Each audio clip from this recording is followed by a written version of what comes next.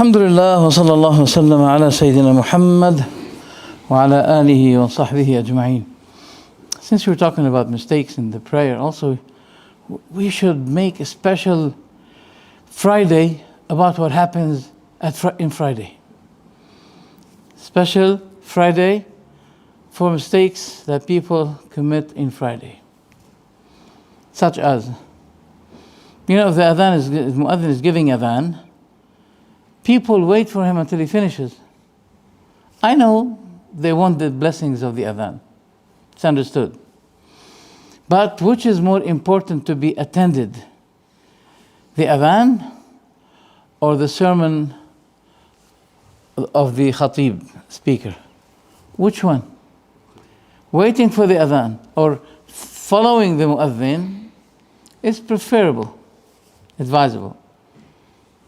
But listening to the khatib is obligatory. So therefore, it's mistake that he keeps waiting until the adhan finishes. Then when the khatib starts to give khutbah, they start to pray 2 rak'ah. That's mistake. The other mistake is that after Friday, people will be standing immediately and pray 2, maybe 4, I don't think 12, but they pray too much. I'm not saying don't pray, but I'm saying the best prayer at that time, particularly, is to be performed at home, not in the masjid. Provided that when you go home, you'll not be forgetting the prayer, hugging your children. The moment you enter the house, you pray. Saying that, because there are people who came early and they want to leave early, because leaving early, especially Friday, is sunnah.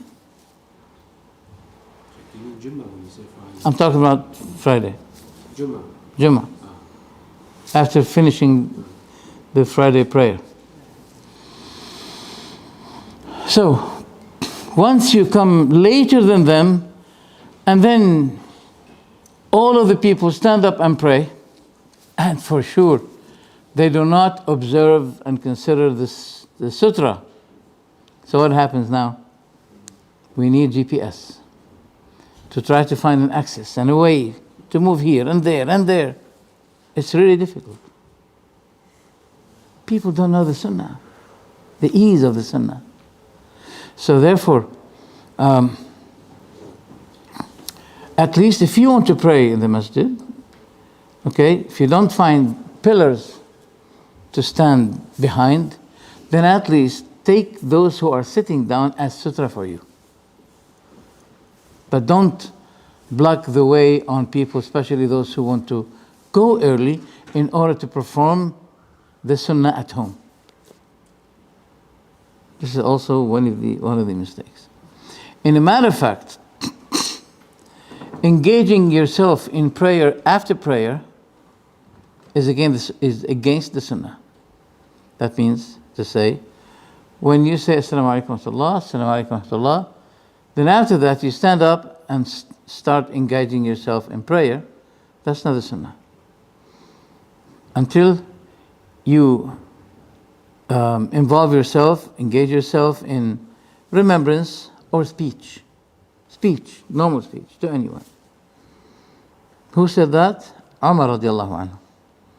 When he saw someone stood up after finishing the prayer and he wanted to pray, then Umar radiallahu anhu grabbed him and he said, "This is the habit of those who had passed before us. We are ordered after prayer to engage ourselves in supplication, remembrance, or speech."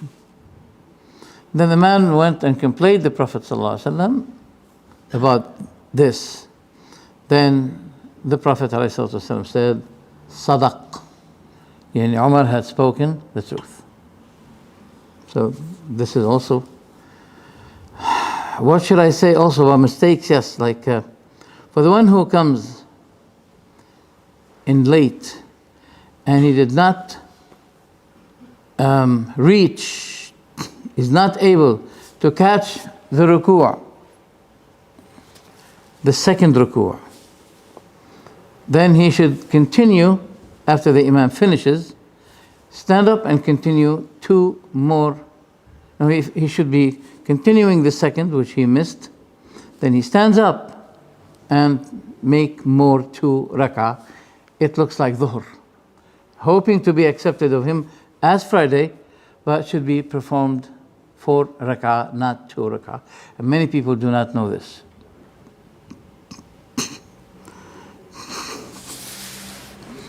And this is evident that catching the rak'ah is by joining the imam while he is in the state of ruku'.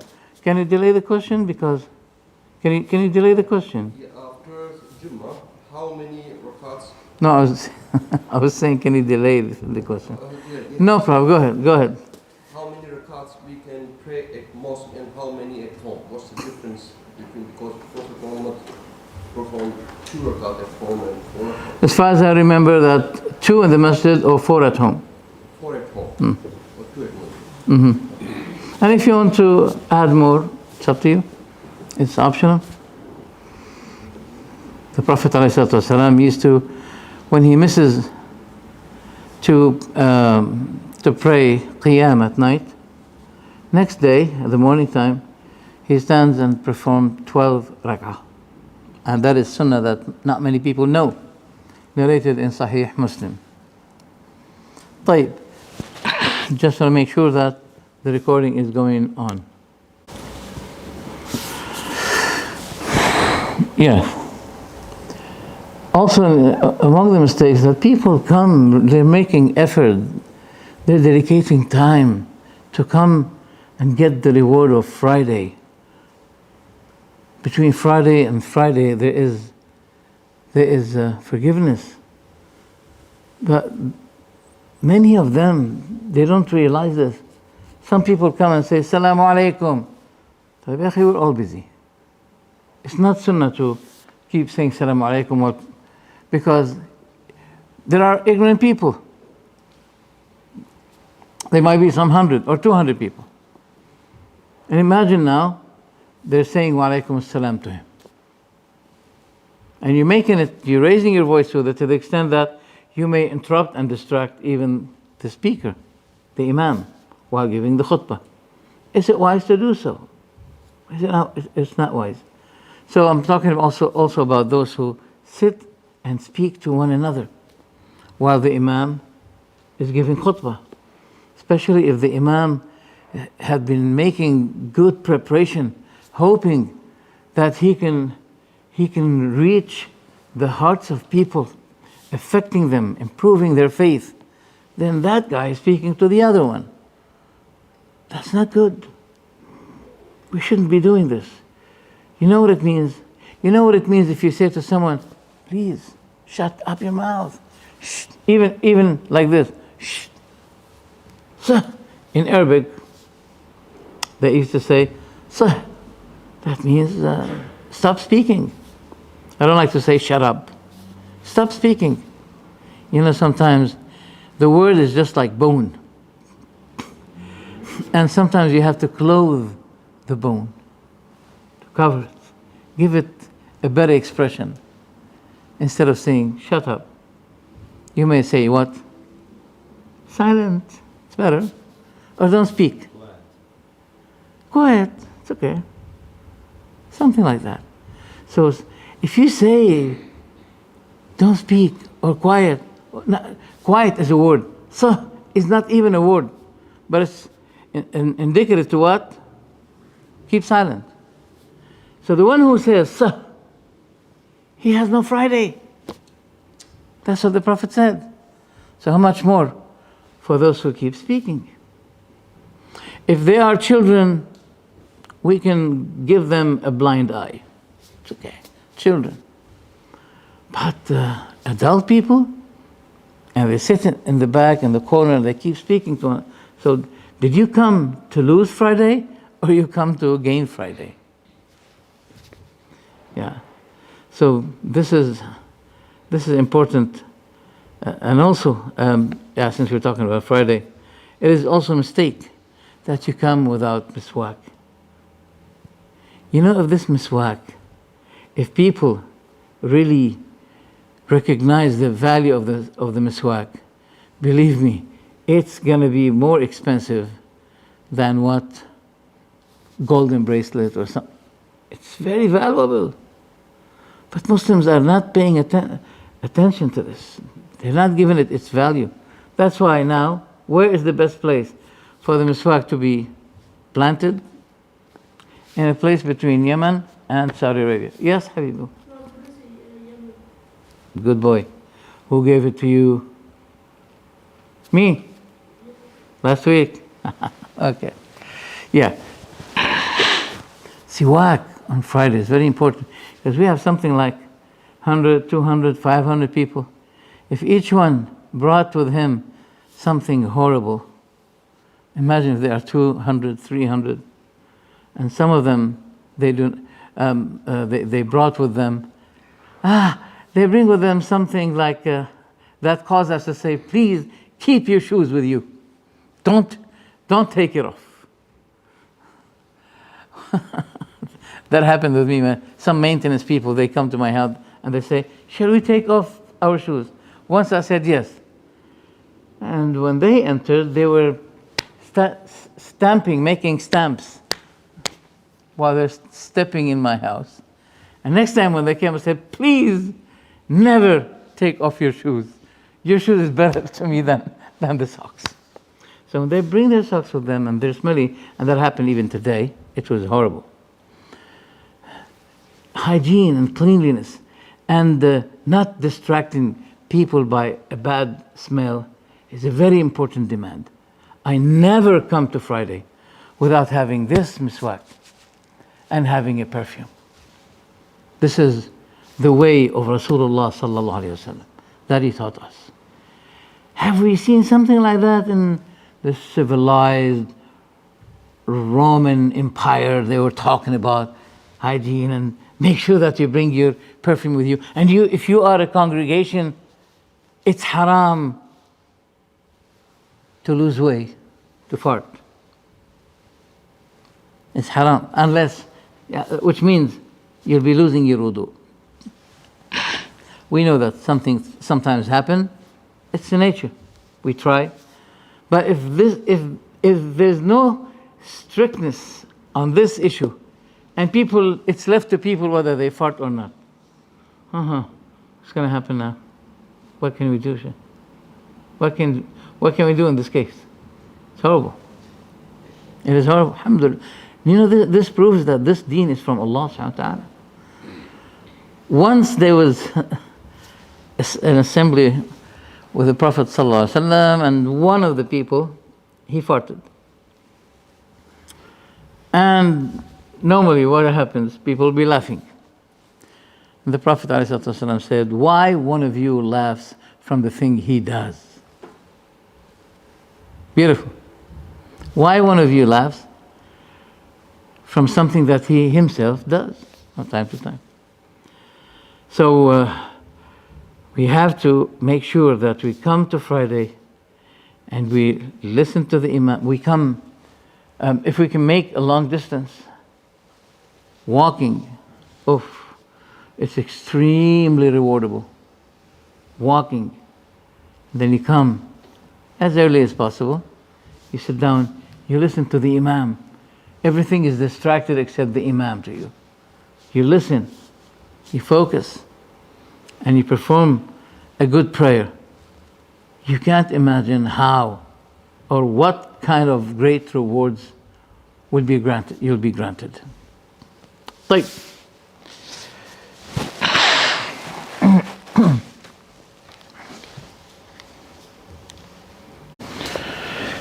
Today we continue chapter 21, page 134, among the mistakes in prostration. The author says, تتعدد أخطاء المصلين في السجود.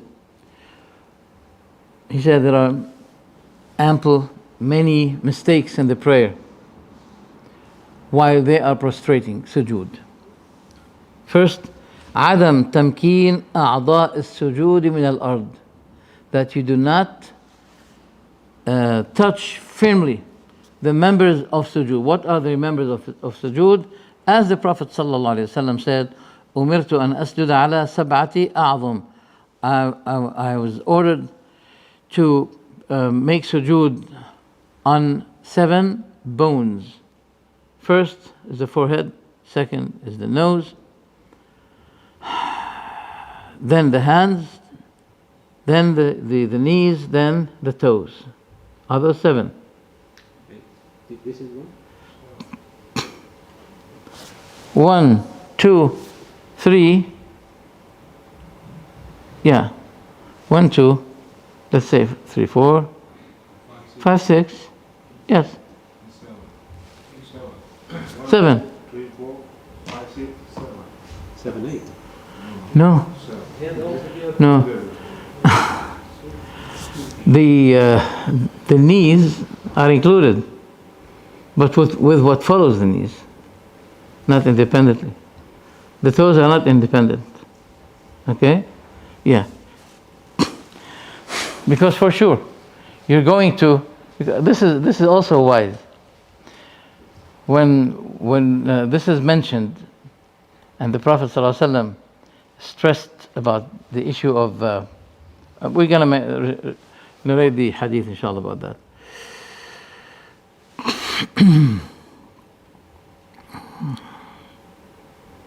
Yes.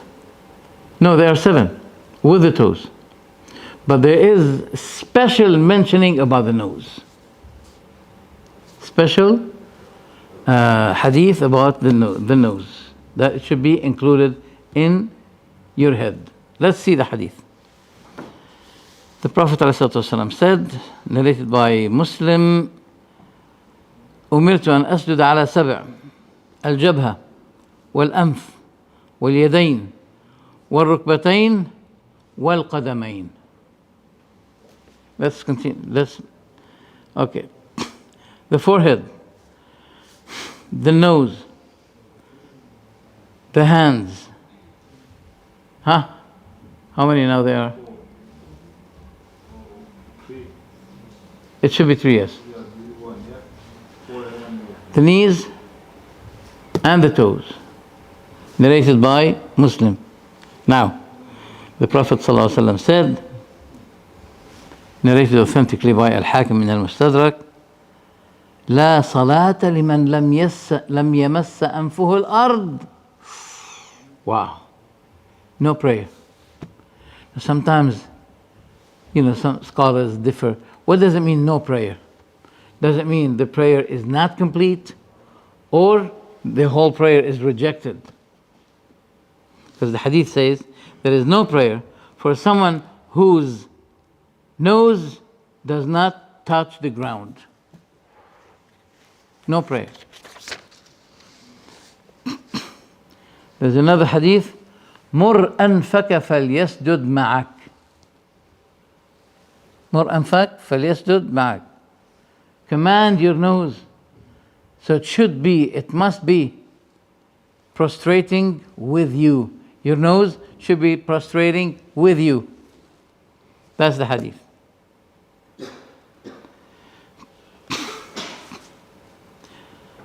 So he's saying here that by this you can realize the mistake of the one who prostrate on his forehead without his nose, raising the nose up. It doesn't touch the ground. Or some, they keep floating their feet. Imagine the prostration. He's prostrating, but his toes are floating in the air, not touching the ground. And it's not only ordered to touch the ground, but to push his toes to direct the Qibla. Not only this, but he should not be opening his feet like that. Because, when you open it like that, something between can be seen by those who are behind you. So you should make sure that you join your feet together like this, and the toes should be touching the ground, and they should be a little bit, don't break your toes. Let them take the direction of Qibla.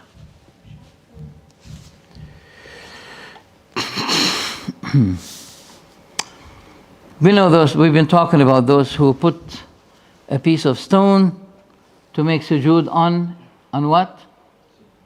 On that qurs, they call it qurs. Seems Allah doesn't want to accept that prayer, so He enabled them to do that. He enabled them to do that because He doesn't want their prayer to be accepted. They put a stone. Now, if he wants to use taqiyya, he brings tissue and put it on the ground to pray on it, which is better. But would it be accepted? They have many other problems. Shirk. Notify all good deeds, prayers, fasting, etc. Number 21 section, عدم الطمأنينة في السجود. طمأنينة. What is طمأنينة? How can we find an English translation for that? Huh? Tranquility. And tranquility can be achieved by moving slowly your body, your members. There's contradiction between tranquility and what? Espresso prayer. Like, what do you call it? Ferrari prayer, they call it? Yeah. There's contradiction between the two. You can't achieve tuma'nina, rest of the soul, peace of mind in your prayer, unless you pray it slowly, not quickly. You have an appointment. Ya akhi, this is the best appointment. Try to set up your other appointments other than this time, the holy time, the great standing before Allah. That is the best appointment. But many people don't know. They pray normally, no effect. This is the best standing. It's your honor. It's your happiness. You're looking for happiness? Take it from the prayer. You did not get it from the prayer. Where else you can get it?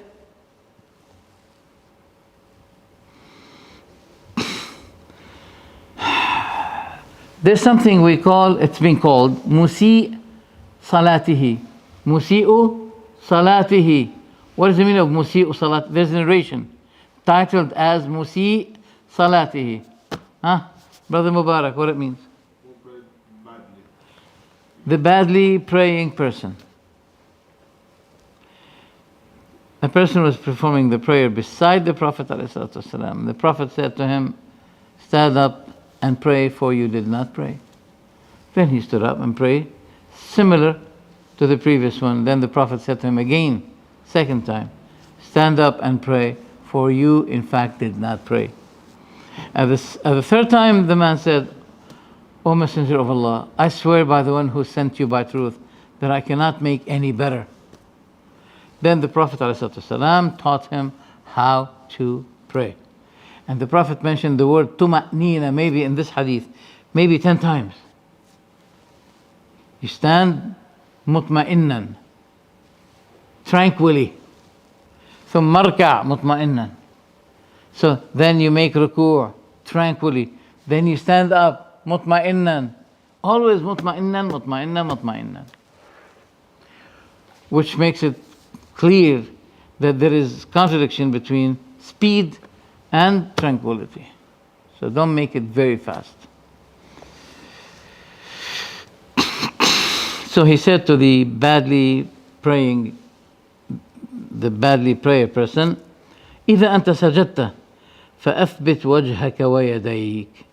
If you perform sujood, then your face should be firmly touching the ground. Your face and your hands.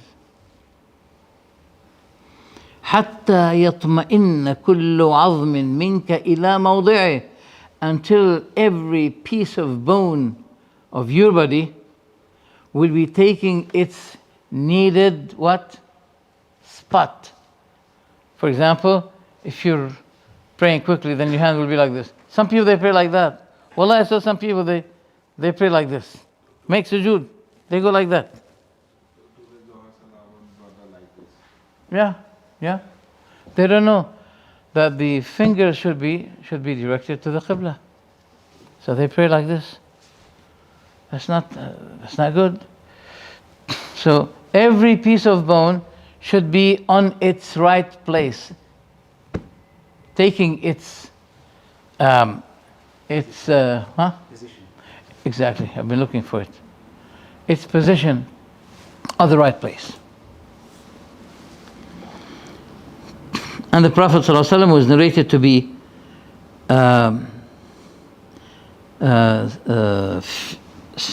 touching firmly his forehead, his nose on the ground, as well as his knees and his toes.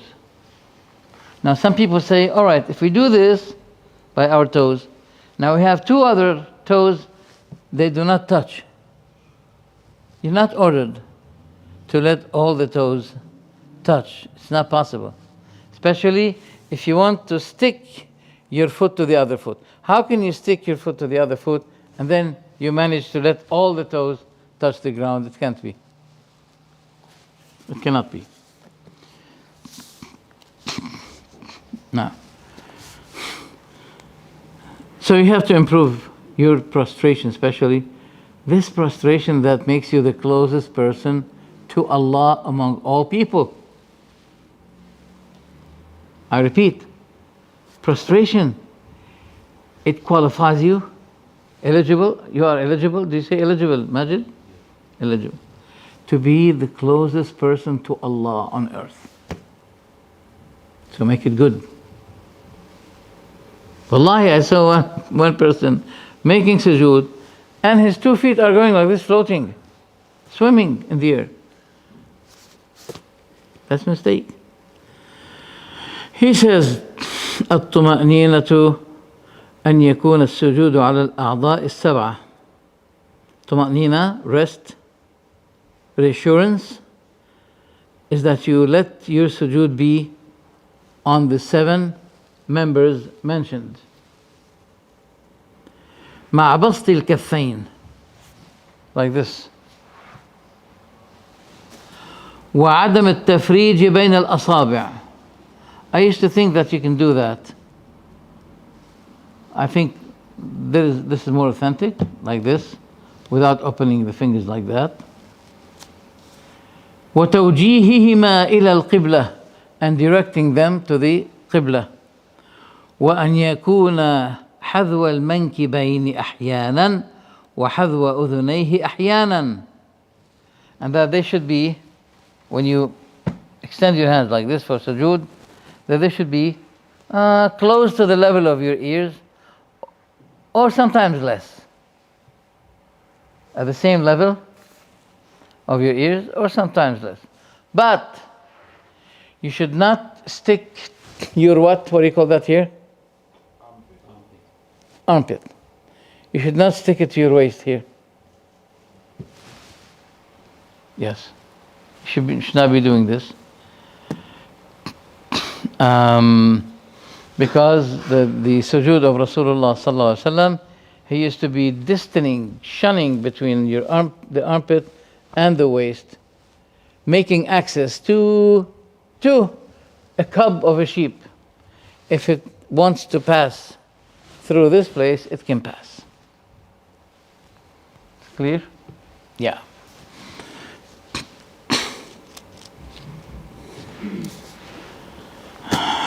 Until the white color of your armpit can or may be seen. And extend your arm, but not to the extent that you may be disturbing your brother while he's praying. And extend yourself, but not too much.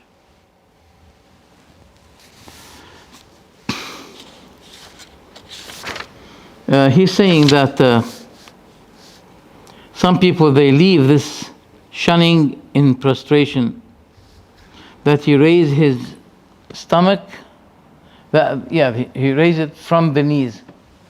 And the mistake is that they stick their stomach, their belly here, to the knees. There should be space in between. Indian Pakistani lady. In India, Pakistan ladies prostration like this. Yeah. Let me think about that, study it, because I think the matter of women is different.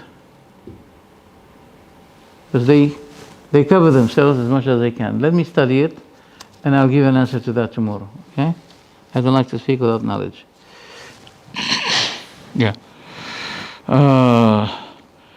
So he should be raising his belly away from his thighs, and his arms should be also distant from his waist as much as he can without disturbing the one who is next to him, raising his dhira', elbow, from the ground. Some people, they pray like this. When they make sujood, they stick the whole hand until here to the ground, which is what?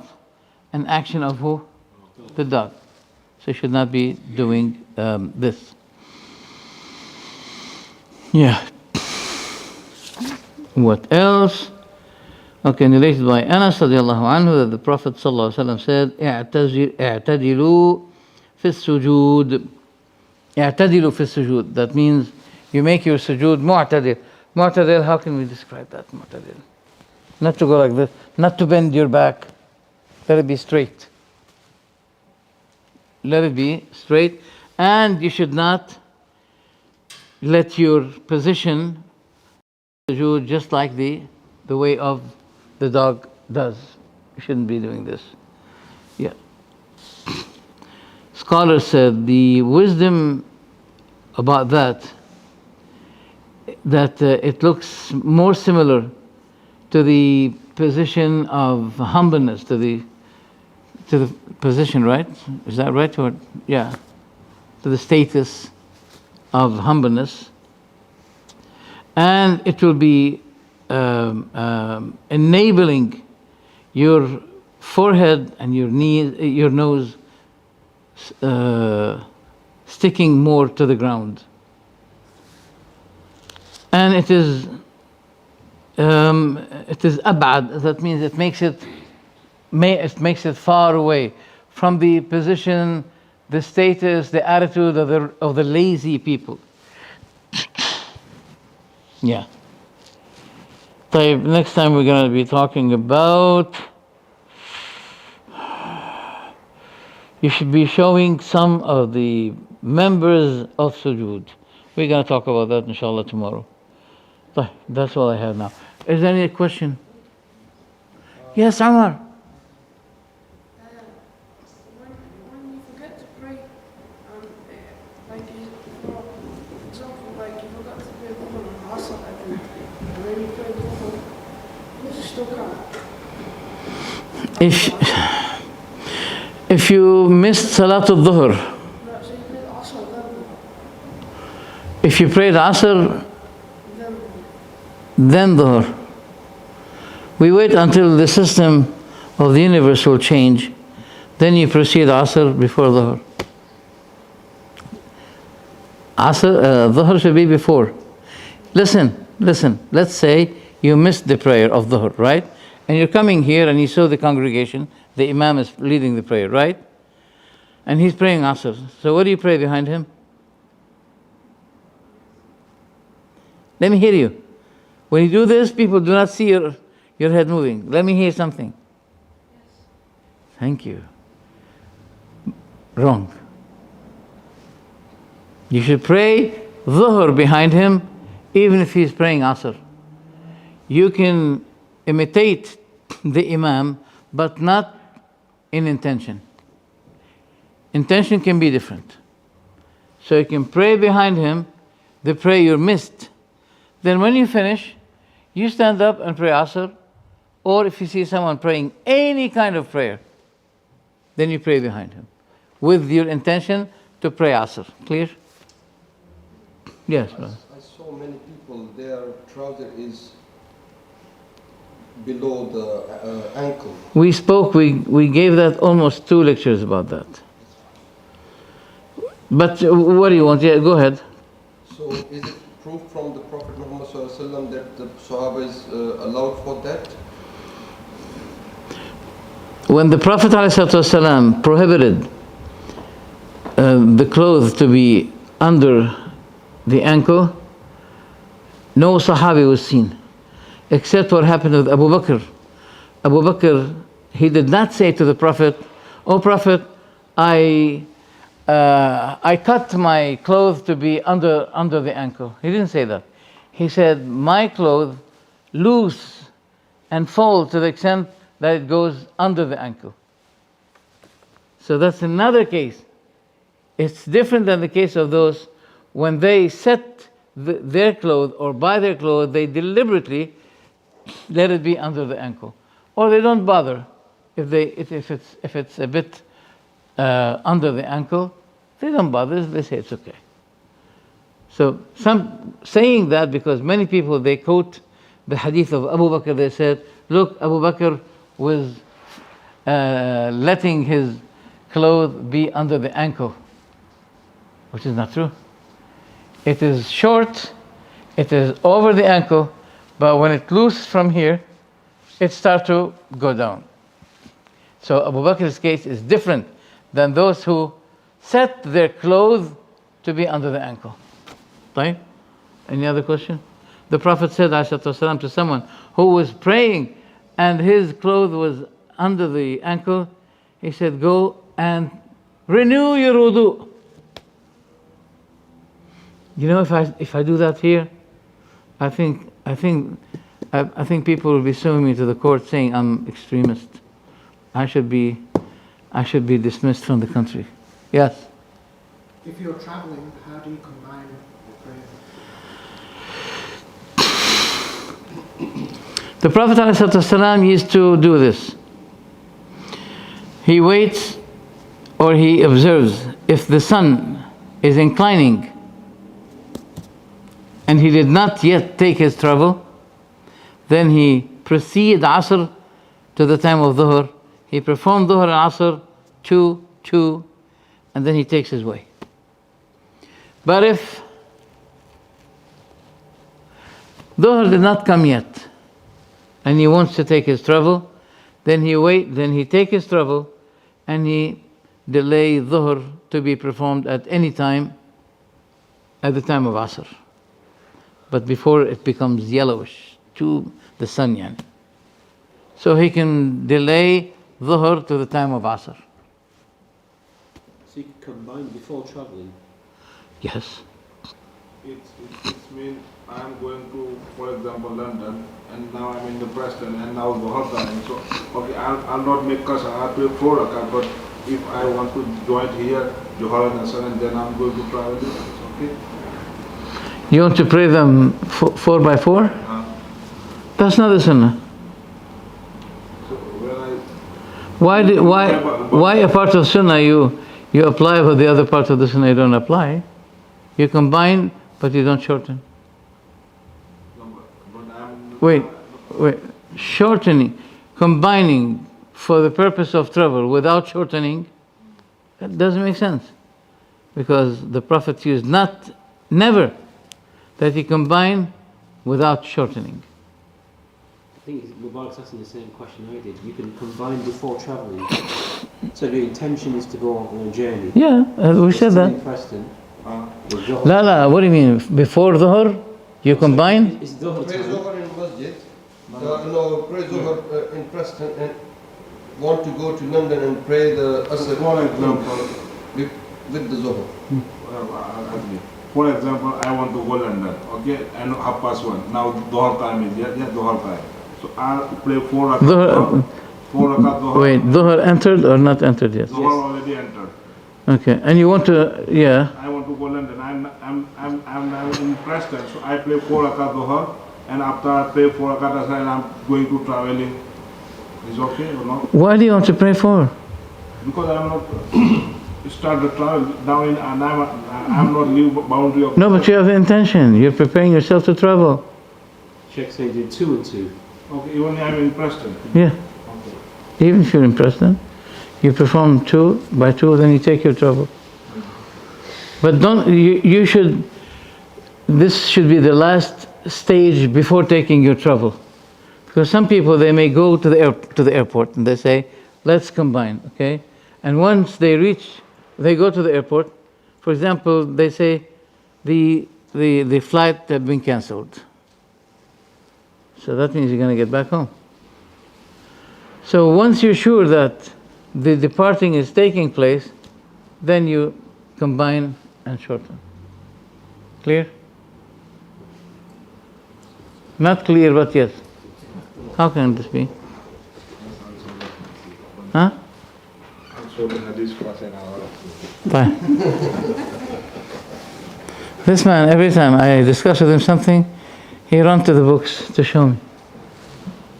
No problem. طيب, Omar, no more question? That's too bad. Sheikh, in ruku. Last question. No, Sheikh, Okay. in ruku, I've heard some people saying, sorry, not in qiyam, sorry. If you pray on your own, you can pray like this. But if in jama'ah, you should pray closer together so there's less. Just space. like the way you've been doing, I saw you, I was praying next to you.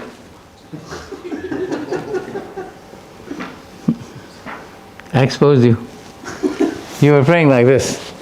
You know, I was thinking, why he's putting his hands like that? Because the sunnah is to put the right over the left, or rusugh, this is rusugh. Rusugh. Was sa'id. This is your sa'id. Rusugh is here, sa'id is here. So where do people bring this from? So if you, This is for women. This is tenderness. Don't do that, please. Okay? It should be like that.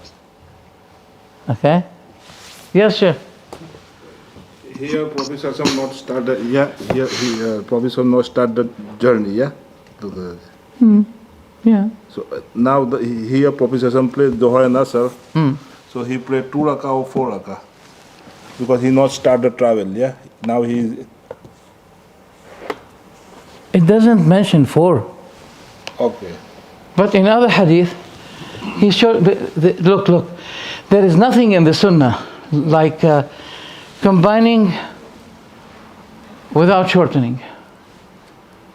Okay? Except in some cases, disease, salus bowel. You know the salus bowel? Continuous urinating. It doesn't stop. Or woman has istihada. It looks like menses, but it's not menses. Flowing of blood. Okay? So in this case, she observes the time of Asr. She waits until the time of Asr. 5 minutes before the time of Asr, she purify herself. She should not be taken bathing. No. Just to clean herself and take wudu, perform dhuhr, wait a couple of minutes until the time of Asr is on, then perform. We say this is visual combining. It looks like combining, and I'm sure you have a Hanafi background. They have something like that. Jamasuri. Okay? So the one who has continuous or uncontrollable urination, okay, so he purifies himself the utmost he can. He puts something like napkin or anything, a tissue. He covers the place well. He takes wudu. He performs dhuhr just minutes before the time of Asr. Then he performs Asr with the same wudu, and he doesn't bother about what happened in the time between. خلاص؟ بارك الله فيك. السلام عليكم ورحمة الله وبركاته.